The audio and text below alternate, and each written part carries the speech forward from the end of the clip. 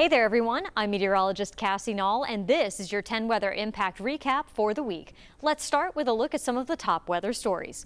From massive wildfires burning out west to poor air quality from dense smoke, many people across the U.S. are dealing with negative impacts from the weather. And then there's the sweltering heat. Tom Yamas has an overview of the weather across the nation. Out west, dozens of wildfires burning out of control. The Gifford Fire in Santa Barbara County has burned more than 60,000 acres, forcing emergency evacuations, even producing a smoke tornado. This ominous photo showing a scorch section of the Los Padres National Forest today. In Arizona, firefighters continue battling the Dragon Bravo fire near the north rim of the Grand Canyon. 1 month after the fire started, that blaze is now the largest in the continental U.S., burning more than 123,000 acres. Meanwhile, the smoke from hundreds of Canada wildfires triggering air quality alerts in more than a dozen states today, from the Great Lakes to New England. I can't breathe. I'm dying, and I need to see blue sky. Really just relentless smoke plaguing the skies. Thick haze visible in cities like Boston, even forcing a brief ground stop at Logan Airport earlier today. And in the South, people are sweating it out as excessive heat is gripping parts of Florida. In places like Miami, you have to stay under the shade even at the beach because there's a heat advisory in effect. So even though the temperatures are in the 90s, the feels like it's about 109. That means even if you get in the water, it's still going to be hot. Describe to me what it feels like when this kind of heat hits you. It feels like an oven. Like when you open the oven and it just all hits you at once in the face, that's exactly how it feels. You can't really be out in the sun for more than 20 minutes at a time. And there's no sign of cooling off. Forecasters say heat records could be broken in the Southwest this week. Although we are seeing a much needed break from the heat this week, we dealt with the warm temperatures through the entire month of July. Every day was at or above average last month, a trend that actually began the last 2 weeks of June. There were 26 days with highs in the 90s in July, which ties for the third most on record and is the most in July since 1993, over 30 years ago. But it wasn't just the daytime highs that were noteworthy. There were 28 days with a low in the 70s last month. That is the most days with lows in the 70s in any single month on record, which also gave us the warmest average minimum temperature ever recorded in any month of the year. Overall, July 2025 was the second warmest July on record. And now that we've moved into August, this is the third and final month of meteorological summer. So average highs are still in the middle to upper 80s throughout this month. By the average, August is also actually our third driest month of the year. But outlooks for the month from the Climate Prediction Center show confidence in the potential for above average rainfall throughout the month. And although we have had somewhat of a cool start, temperatures are expected to warm back up to be slightly above average overall for the month. And our daylight hours will also increase, or decrease, I should say, by about an hour throughout the month of August, with our final sunset at or later than 8:30 p.m. taking place this coming Sunday. Meanwhile, in Alaska, Utqiagvik, formerly known as Barrow, just had their first sunset in almost 3 months. The community is the northernmost town in North America, and being north of the Arctic Circle, they experienced 24 hours of daylight through the summer. The sun was only down for 18 minutes last Friday, but daylight length will now decrease rapidly for the next 3 months. Their final sunset of the year will take place in November, leaving them in darkness until late January. Continuing with our national stories, the EPA is considering rolling back environmental protections put in place years ago that some will say will hurt the environment. The announcement was made in Indianapolis last Tuesday. Emily Longnecker has more on the proposals. Against the backdrop of one of the country's oldest truck manufacturers, an announcement from the U.S. Environmental Protection Agency about the regulations that limit the amount of greenhouse gas emissions trucks and cars can produce in the United States. Tuesday, EPA Administrator Lee Zeldin was in Indianapolis and announced a proposal to get rid of those standards. As it relates to greenhouse gas emission standards on light duty, medium duty, and heavy duty, it doesn't reset anything. It eliminates everything. The standards were put in place in 2009 when the EPA determined that carbon dioxide and other greenhouse gases endangered public health and contributed to global climate change.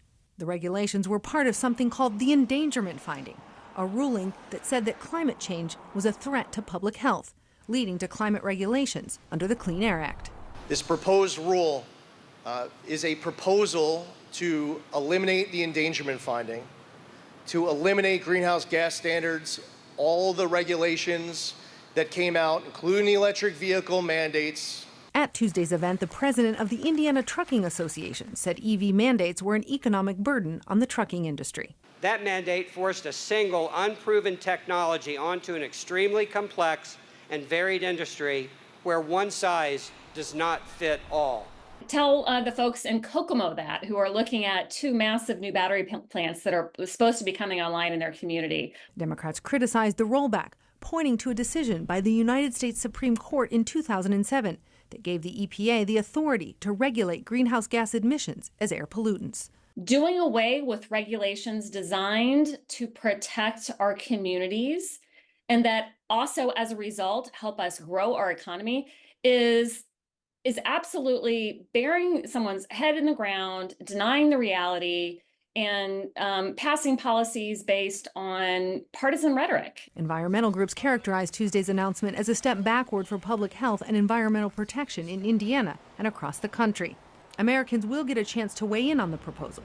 The EPA announced it will hold a period of public comment about the rollbacks. The EPA also called for rescinding limits on tailpipe emissions that were designed to encourage automakers to build and sell more electric vehicles. In North Carolina, lawmakers want to know why it's taking so long to remove debris from Hurricane Helene. Laura Leslie has the story.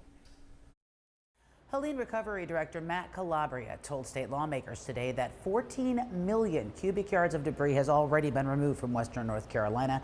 That is enough to literally circle the earth. Yet he says there's a lot more to be done, and federal funding is falling far short of similar storms. Senator Ralph Hayes lives in one of the hardest hit counties. He said blocked waterways are still a major problem that could make another disastrous flood more likely.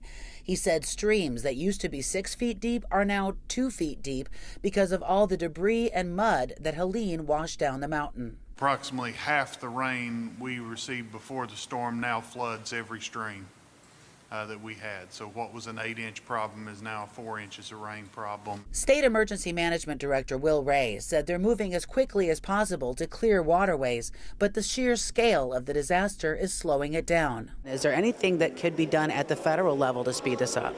I think the big one for us right now is some of the immediate need is continued funding for the U.S. Army Corps to complete the missions that they have here in North Carolina. I think that's going to be a really critical piece.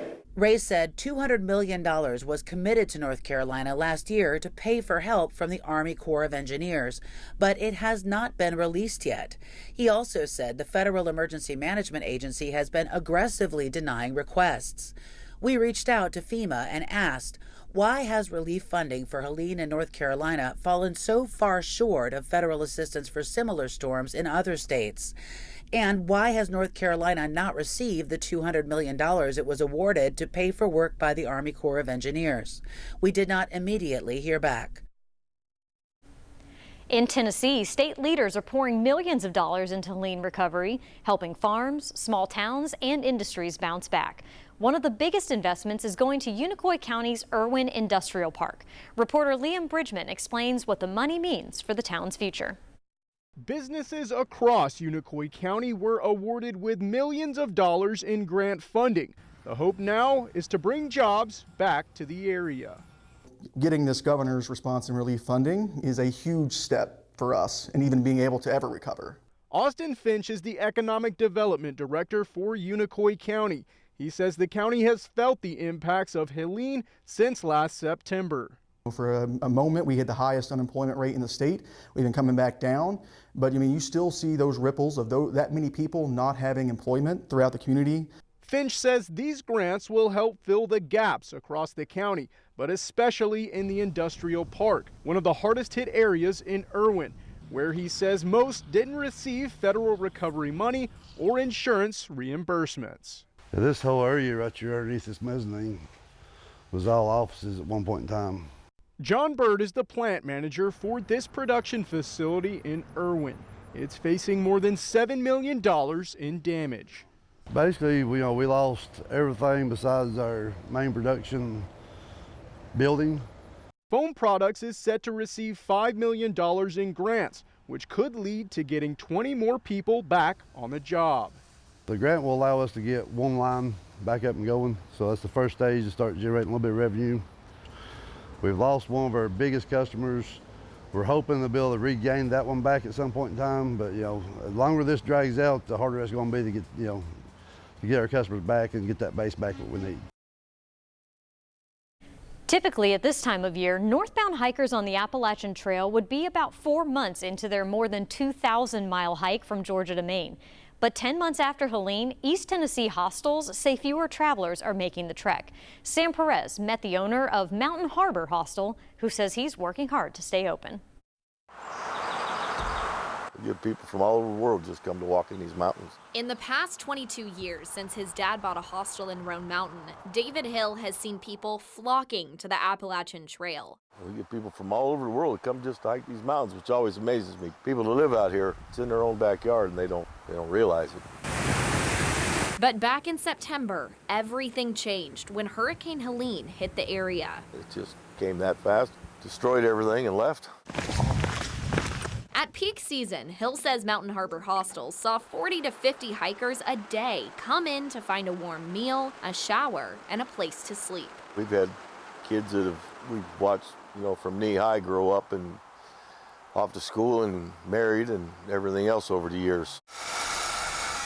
Now business has slowed as fewer people are hiking the damaged trail this year and as the hostel is focused on rebuilding from the destruction. It's cost us an awful lot this year. We had porta johns floating down the driveway. We had septic tanks coming out of the ground and leaving. And there goes the septic. Big old heavy vending machines going down the river. In the first 3 months following that historic flood, that's our road to get to the house. Hill says they moved over 100 tons of dirt and gravel. There was so much, because just about everything got hit. There was so much that where do you start? What do we do first? Despite losing a more than century-old barn and having to almost entirely rebuild, Hill says he's determined to get back to how it was. Right now, construction on the hostel is underway, which accounts for about 60% of their normal business. The bed and breakfast, though, is officially open, as is the shuttle service to and from the trail, with the food truck and bar set to reopen later this year. August is the beginning of the heart of hurricane season, when activity begins to ramp up across the Atlantic basin. Climatologically speaking, September 10th represents the peak of hurricane season. In June and July, we typically have to watch for areas of development closer to home. But as we get into August and September, those favorable areas expand further out into the Atlantic basin, all the way out to the main development region between the coast of Africa and the Lesser Antilles Islands of the Caribbean. As of this recording, we have had 4 named storms so far this season, and activity is expected to ramp up over the next couple of weeks. Now, last week, we discussed how average temperatures have increased across the country over the past 50 years. That warm and humid air is also throwing a curveball for baseball fans. Let's use the Atlanta Braves as an example.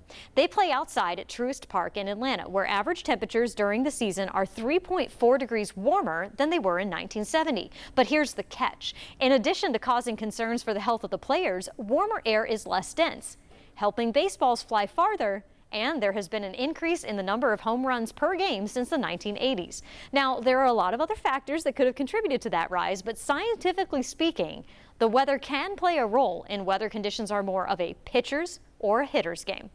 Now let's get a check of your 7-day forecast across East Tennessee, and we're going to be seeing some good hitters weather, if that's how you like to think of it here. Temperatures will be warming as we finish out the week and move into the weekend, and we'll have isolated to scattered rain chances expected each day. Thank you so much for watching. And remember, you can always get the latest with the forecast in the 10 News app. It's free to download in the App Store.